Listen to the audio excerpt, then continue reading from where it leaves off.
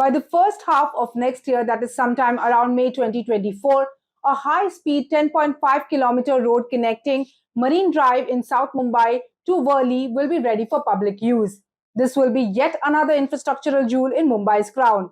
And once it is ready for use, BMC claims that this will change how Mumbai travels.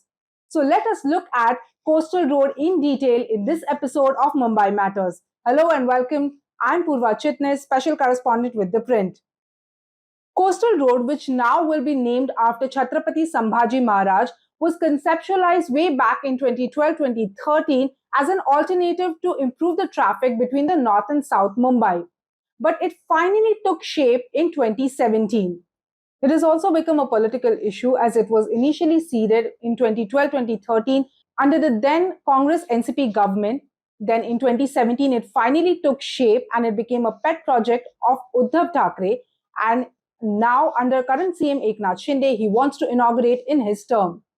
The coastal road in its entirety is of 29.2 kilometers, which will connect Princess Street in Marine Drive, South Mumbai, all the way up to Versova. And now it is also been projected that there will be a plan to connect it all the way up to Dahisar in North Mumbai.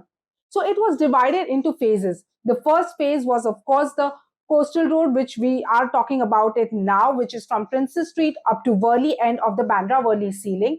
And the second phase, which will be of the Bandra end, from Bandra all the way up to Versova. Now, that phase will be developed by MSRDC and the work on that has already been started. But now the BMC is also planning to take this coastal road from Versova end all the way up to Dahisar. The coastal road will have two carriageways of 4 lanes each for north and southbound traffic, and it will also have a single dedicated lane for public buses. In fact, for the first time in the country, the BMC says that it has used a monopile technology, which means instead of a group pile technology, the BMC has gone for a monopile technology. So what it means is basically whenever a bridge is built over a river or a sea, to support the pillar, 4 piles are used. But here the BMC says that it has only used 1 pile because it is also environmental friendly and it has saved some space. The highlight of coastal roads are its twin tunnels, twin undersea tunnels, which we have already spoken about in last episode of Mumbai Matters. And that was, the BMC says, was the most challenging and daunting task because it took 2 years for the tunnel boring machine to complete it.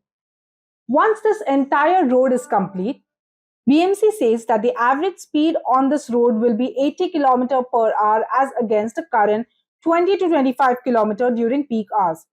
The coastal road will also bring down the travel time between Princess Street and Bandra-Worli ceiling to less than 10 minutes, which at present takes anywhere between 35 to 45 minutes during peak hour. Along with this, it will also save fuel by 34%. Besides this, there will be open spaces, promenades, walking and cycling tracks at different interchanges at the coastal road.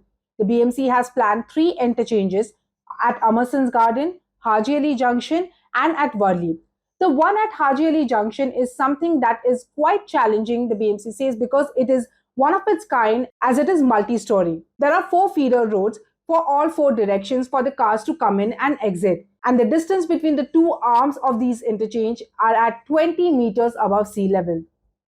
Besides this, there are walking tracks and also underground parking that the BMC has planned at these interchanges, which will have the capacity to hold at least 1,800 cars. But there were challenges as well, such as pandemic, litigation, opposition from fisherfolk community. There were some of these challenges that the BMC had to face during the construction of this road.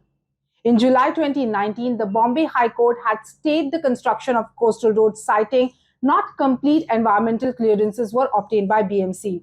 But in December 2019, the BMC moved Supreme Court and Supreme Court partially lifted that stay and allowed the BMC to do construction of coastal road. But for the next 10 to 11 months, the Supreme Court did not allow the entire construction, which means the reclamation part permission was not given. But finally, in 2020, sometime around October, the Supreme Court allowed the BMC to reclaim sea and carry on with the construction of coastal road. And as of now, the BMC has reclaimed 111 hectares of sea, and out of those, on 70 hectares, the BMC has promised green spaces, walking and cycling tracks, and different promenades and gardens as well. But there was another challenge of the fisherfolk community, especially in Worli area.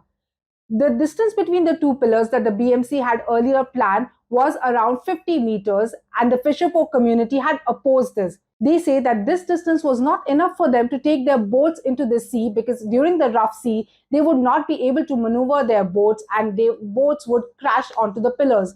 And that's why the distance between the two pillars had to be at least 200 meters. But the BMC was not ready for this 200 meters, and there was an opposition and protest which was going on for the longest time. But finally, in January 2023, the government blinked and it allowed the construction and the distance between the two pillars to be at least 120 meters. Now, because of this, the design had to be changed, and that is one of the reasons why the coastal road will now be inaugurated sometime in May 2024, because BMC had earlier planned the inauguration of this road in around December 2023. But whichever month the road will be inaugurated, it will definitely change how Mumbai travels in future. That's all we have for you in this episode of Mumbai Matters. Do keep tuning in for more such episodes and do keep sending in your suggestions as to what you want us to talk about. This is me, Purva Chitnis, signing off.